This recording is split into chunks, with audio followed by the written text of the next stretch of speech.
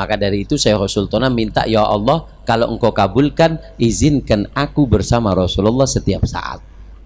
Nabi langsung datang di dalam rumahnya Syekh Sultana. Allahu Akbar. Makanya orang dulu dikatakan kalau ada orang mau minta hajat, datang ke Syekh Sultana. Syekh Sultana, aku mau bangun rumah, hari apa yang bagus? Sebentar, aku tanya ke Nabi. Masuk ke kamar, Nabi langsung ada, ya godoh. Seolah-olah Rasulullah ini dianggap seperti dukun, ya. Dukun kan begitu tabiatnya, didatangi oleh orang-orang, kemudian ditanyai tentang hari baik untuk membangun rumah, kemudian hari baik dalam urusan perjodohan, pernikahan. Subhanallah, ini namanya merendahkan derajat Rasulullah yang begitu mulia di sisi Allah Azza wa Jalla. Assalamualaikum warahmatullahi wabarakatuh. Alhamdulillah, kita bertemu lagi teman-teman di channel Nasrus Sunnah. Kembali kita akan membongkar sebuah cerita bohong lagi teman-teman, dan tentu ini berbau dongeng-dongeng khurafat. Bahkan saya merasa di dalam video ini seolah-olah, ya, saya katakan seolah-olah saya merasa Rasulullah dianggap sebagai seorang dukun-dukun pembohong, di mana para dukun sering didatangi oleh orang-orang kemudian bertanya tentang urusan jodoh, urusan rezeki, dan yang semisalnya. Jadi dalam video ini diceritakan oleh seorang Habib ini bahwa di suatu masa ada seorang wanita yang solehah dari kalangan orang awam pernah didatangi oleh sebuah suara. Kemudian suara tersebut mengatakan, mintalah sesuatu maka kamu akan diberikan. Kemudian wanita itu meminta agar bisa senantiasa bersama dengan Rasulullah SAW. Kemudian singkatnya katanya dia selalu bersama dengan Rasulullah, bahkan Rasulullah selalu ada di dalam rumah wanita tersebut. Kemudian jeleknya teman-teman, di dalam cerita ini katanya banyak orang berdatangan di masa itu ke rumah wanita tersebut untuk bertanya tentang sesuatu, bertanya soal perjodohan, bertanya soal rezeki, bertanya tentang hari baik, kapan untuk membangun rumah. Kemudian wanita tersebut masuklah ke dalam rumahnya menyampaikan kepada Rasulullah. Makanya teman-teman, saya mengatakan kok seolah-olah saya merasa seperti Rasulullah dianggap sebagai seorang dukun. Teman-teman, sebelum kita menampilkan videonya, saya ingin mengatakan di sini teman-teman bahwa kita sebagai umat muslim harus meyakini bahwa Rasulullah telah meninggal dunia dan Rasulullah tidak akan bisa keluar lagi dari kuburannya, apalagi hanya sekadar menemui Anda, ya. Anda itu siapa dibandingkan dengan istri-istri Rasulullah, anaknya Rasulullah Fatimah yang begitu dicintainya, kemudian para sahabat Nabi yang senantiasa menyertai beliau, membela Rasulullah ketika perang, membela dengan harta, jiwa, nyawa, dan yang semisalnya. Dan satu dalil saja teman-teman sudah bisa meruntuhkan dalil orang-orang yang selalu mengaku bisa bertemu dengan Rasulullah SAW. Mana dalilnya? Dari jalan Ibnu Mas'ud, kemudian diriwayatkan hadis tersebut oleh Imam Bukhari dan Imam Ahmad. Diceritakan bahwa nanti di akhirat teman-teman banyak orang-orang yang akan menuju kepada telaga Rasulullah SAW. Kemudian ketika orang-orang tersebut sudah hampir saja mendekat di telaga Rasulullah, maka Allah Azza wa Jalla mengusirnya, ya, mengusir orang-orang tersebut. Maka Rasulullah mengatakan di situ, ya Allah, bukankah dia adalah umatku? Lalu kenapa mereka dihalau? Kenapa mereka diusir? Dengarkan apa kata Allah Azza wa Jalla dalam hadis tersebut. Allah mengatakan kepada Nabi Muhammad, innaka la tadri ma ahdatsu ba'dak. Sesungguhnya kamu tidak mengetahui apa yang mereka perbuat sepeninggalmu. Sekali lagi saya ulangi lebih tegas lagi, Allah mengatakan kepada Rasulullah, innaka la tadri ma ahdatsu ba'dak. Sesungguhnya kamu Muhammad tidak mengetahui apa yang mereka perbuat sepeninggalmu.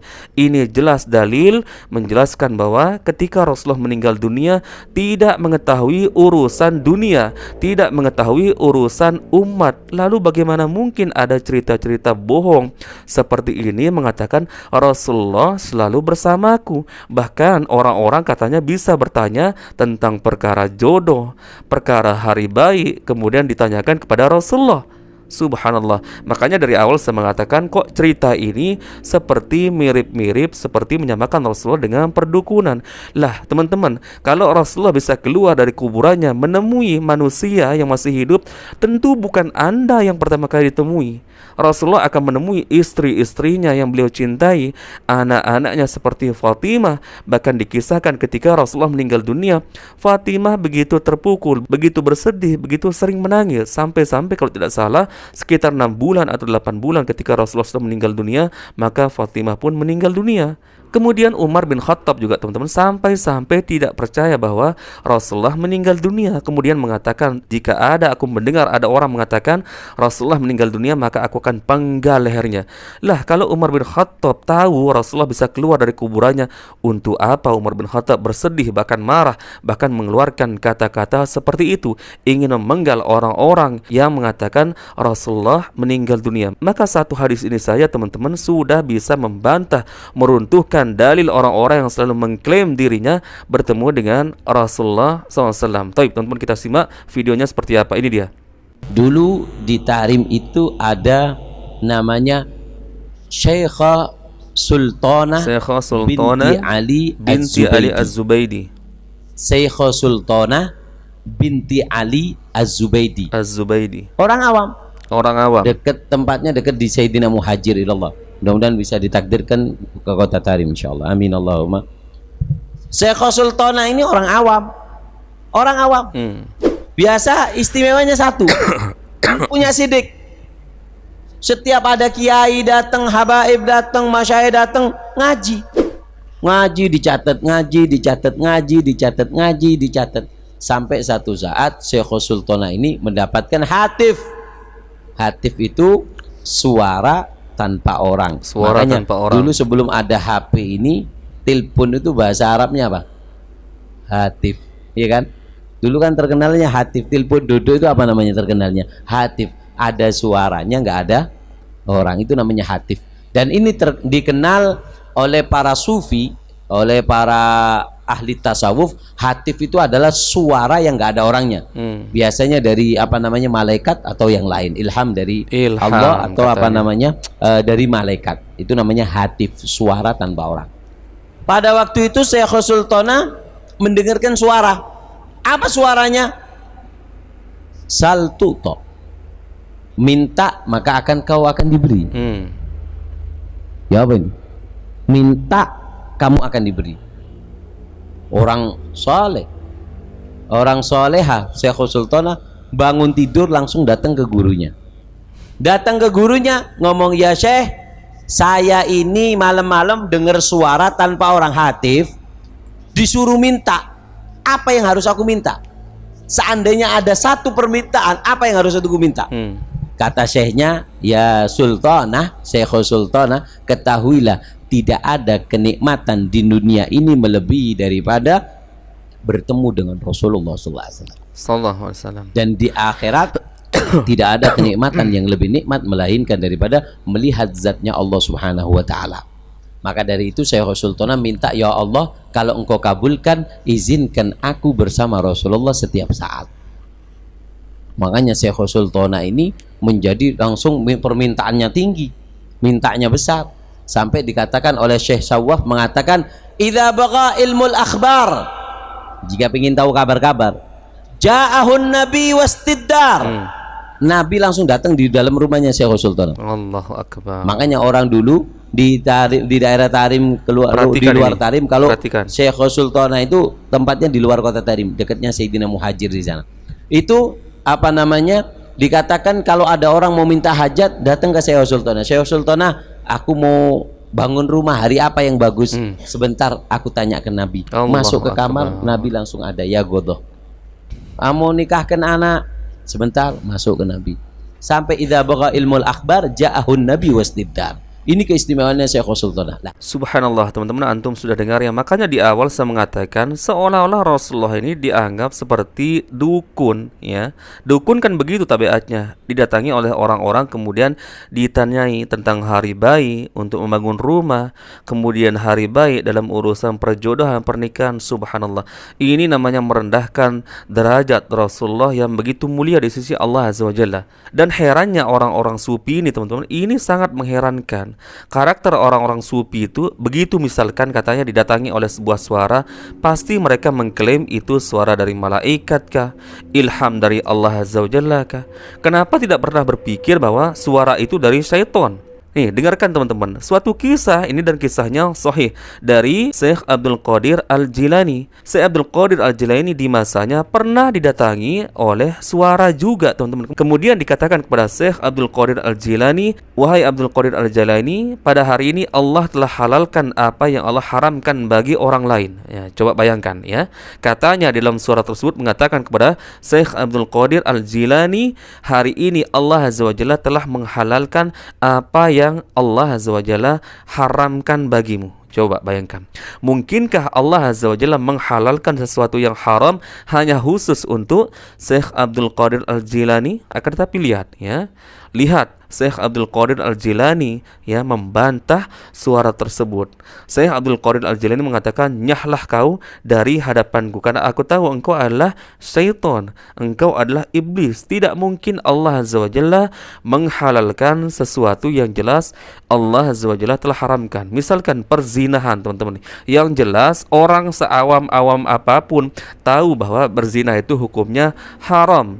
Minum minuman keras hukumnya haram. Mungkinkah Allah Azza wa Jalla kemudian menghalalkannya bagi satu orang saja? Sedangkan teman-teman, saya bertanya, pernahkah Allah Azza wa Jalla menghalalkan sesuatu yang jelas haram untuk para nabinya? Ya, untuk Rasulullah? Itu Rasulullah, teman-teman. Ya, pertanyaan saya, apa sih istimewanya Anda itu? Apa istimewanya Anda itu? Dan selalu Anda menyebut keistimewaan-keistimewaan seperti ini, keajaiban-keajaiban seperti ini datang di kota Tarim. Dan selalu Anda sebutkan tentang cerita-cerita yang bukan cerita dari para sahabat Nabi, para tabi'in, tabi'ut tabi'in, ya, Imam Mazhab, Imam Bukhari, Imam Ahmad, Imam Muslim. Kenapa selalu cerita-cerita wali-wali versi Anda? Coba. Ya, pernahkah kita mendengarkan Imam Bukhari ya mengaku didatangi oleh sebuah suara, kemudian dia meminta agar senantiasa bersama Rasulullah?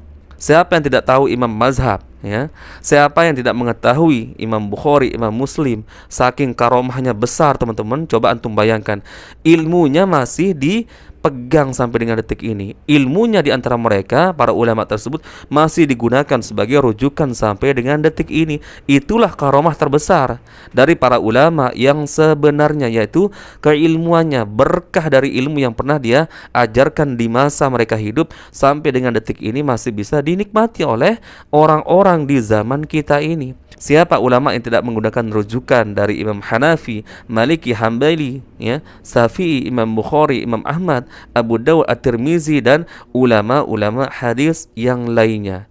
Makanya para ulama seperti Syekhul Islam Ibnu Taimiyah pernah mengatakan ya tentang karomah ya. Syekhul Islam Ibnu Taimiyah mengatakan, "A'zamul karamah luzumul istiqamah." Karomah teragung, karomah terbesar bagi umat manusia adalah istiqomah. Lalu orang-orang ini sering mengklaim dirinya karomah seperti inilah, karomah seperti inilah, ya, tanpa dasar. Hanya cerita-cerita dan cerita. Dan cerita ini juga datang dari kitab-kitab karangan mereka. Bukan cerita-cerita seperti ulama-ulama yang masyhur, yang terkenal dari kalangan para sahabat Nabi ya, tabi'in, tabi'ut tabi'in, Imam Mazhab, ya. Selalu cerita-cerita khurafat seperti ini dari kalangan-kalangan Ba'alawi, kalangan-kalangan mereka yang suka mengklaim zuriat Nabi lah, ya, nasab tersambung kepada Rasulullah. Allahu Akbar. Kalau cerita-cerita seperti ini dibiarkan terus, teman-teman, ya rusak umat. Akal umat akan rusak. Dan sudah terbukti di zaman sekarang ini. Dalil Al-Quran dan hadis pun ditolak oleh para pembela-pembela dongeng-dongeng khurafat. Mereka selalu mengatakan ilmumu belum sampai, ya, maqammu belum sampai untuk memahami masalah kewalian seorang. Subhanallah.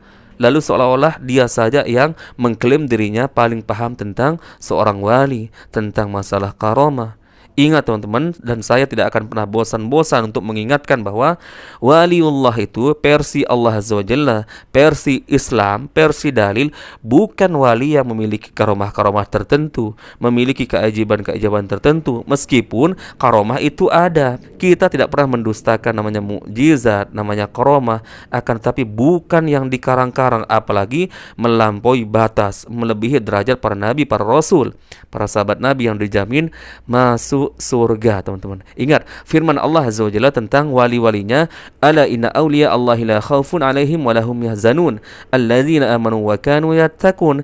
Ketahuilah bahwa para wali-wali Allah tersebut tidak bersedih hati dan tidak ada rasa kekhawatiran di dalam hati mereka, dan mereka adalah orang-orang beriman dan bertakwa. Jadi ukuran seorang wali itu adalah keimanan dan ketakwaannya, dan ketakwaan tidak bisa diukur kecuali dengan amal soleh, dan amal soleh pasti harus ditimbang dengan Al-Quran dan Sunnah sebagai hukum kita, teman-teman. Dan sekali lagi saya ingin mengatakan bahwa jangan Anda seandainya suatu saat mengalami hal yang sama, ada suara-suara terdengar lalu Anda katakan itu ilham dari Allah Azza wa Jalla ataukah dari malaikat.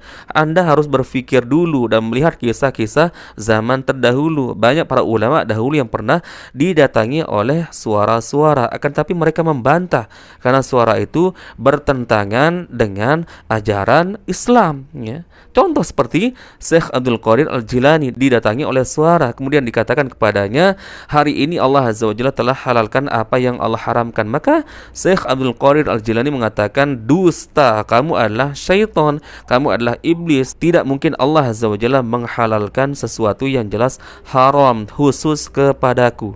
Apalagi model-model cerita seperti ini, teman-teman. Didatangi katanya oleh suara, kemudian dikatakan, mintalah maka kamu akan diberi. Kemudian dikabulkan katanya permintaannya untuk senantiasa bersama Rasulullah SAW. Ini kebohongan, teman-teman, ya. Ini khurafat, ini dongeng-dongeng khurafat asli, teman-teman. Tidak ada keraguan lagi bagi cerita yang ada dalam video ini adalah sebuah kebohongan. Dan berhati-hati antum, teman-teman, ketika menyimak atau meyakini cerita-cerita seperti ini. Dan jangan sekali-kali antum menyebarkan pula, ya. Karena antum akan dikatakan oleh Rasulullah sebagaimana dalam hadisnya, bahwa orang yang menyebarkan cerita-cerita dari modal mendengar, kemudian mempercayai, kemudian menyebarkan, dia termasuk al-kadzdzab, termasuk pendusta. Apa kata Rasulullah? Kafa bil mar'i kadziban ayyuhadditsa bikulli ma sami'a. Cukuplah orang tersebut dikatakan seorang pendusta karena dia selalu membenarkan dan menceritakan apa yang dia dengar tanpa di-cross-check terlebih dahulu. Akan tetapi kalau antum menceritakan ya cerita-cerita dongeng khurafat seperti ini dengan tujuan untuk menjelaskan kepada teman-teman antum atau kepada umat bahwa ini adalah sebuah kebohongan, maka silahkan, tafadhol. Ini Masya Allah, ini luar biasa baik karena kita akan mencerdaskan umat dari pembodohan, dari cerita-cerita bohong, cerita-cerita khurafat seperti ini. Barakallahu fikum. Semoga ini bisa difahami teman-teman sebagai nasihat sesama muslim dan tidak ada rasa kebencian. Tujuan kita hanya meluruskan sesuatu hal yang memang jelas-jelas nampak sebuah penyimpangan. Yang lurus-lurus tidak kita tanggapi, ya. Untuk apa menanggapi hal-hal yang lurus, ya? Kita hanya menanggapi sesuatu hal yang jelas-jelas bengkok, dan ini meresahkan bagi umat dan bisa mengacaukan akal manusia dan merusak akidah. Barakallahu fikum. Kita bertemu lagi di video berikutnya. Assalamualaikum warahmatullahi wabarakatuh.